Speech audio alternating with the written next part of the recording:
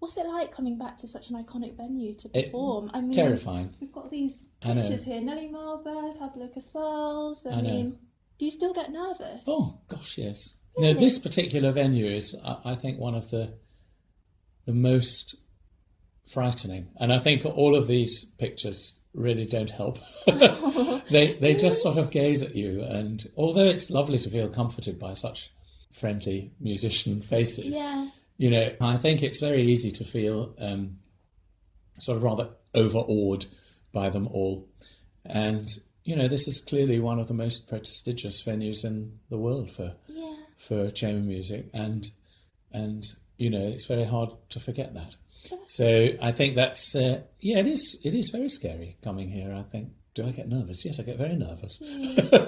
Terrified. But I think you also have to remember that at the end of the day, these people were just humans. And that's true. They're not these, perfect people. No, of course that's true. Yeah, we're all just humans at the end of the day. I think audiences are also very forgiving as well. They are. I mean, I think audiences are forgiving. I mean, yes and no. I think it's interesting. I've been in the business, as it were, for quite a little while now, and I remember, when you're fresh-faced and young, and you feel that.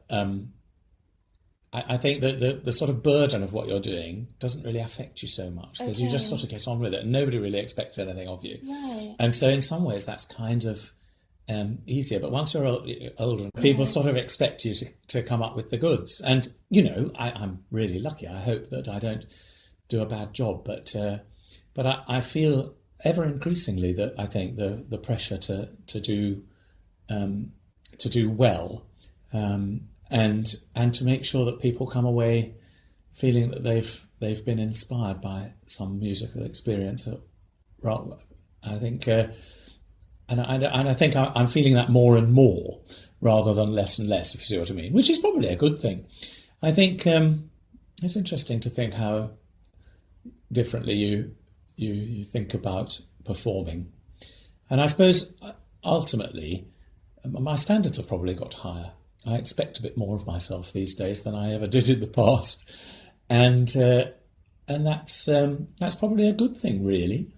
You can't expect to come to somewhere like the Wigmore Hall and just sort of coast along. You've got to really you've got to be at the top of your game and absolutely deliver the best you possibly can, because there's, plenty of other people waiting to come, and the privilege of working in a place like this should inspire you to work well. I mean, the Hall wouldn't have booked you if they didn't think you were of a certain standard. So, I mean, I think you can go out there and really enjoy it. Yeah, no, I hope so. I mean, I do. I love performing. Yeah. I do. But you asked whether I got nervous, and the answer is yes. Yeah. I do. I remember ages ago, a man who's just died, actually, Stephen Cleobury. Yes. He, very sad. I remember asking him when I was about 20, I said to him, do you still get nervous? And he looked me in the eye and said that the day I stop feeling nervous before a concert is the day I shall stop performing, because it means I don't care. And I think that's true. It's the one thing, the only thing I ever really find difficult to sort of cope with in colleagues is when I feel they don't sort of care. They're just sort of going through the motions, and I just don't think that's on, really. We owe it to our audiences to care, and part of that is making sure that what you do is as good as it possibly can be. But I think that there is that fine line though between caring and making sure that you are performing, to a high standard. Yeah. But then at the same time, I think if you put too much pressure on yourself and if you care too much, sometimes you don't actually perform at your best. Yes, and it's anything, true. The music doesn't come through. Yes, I know what you mean.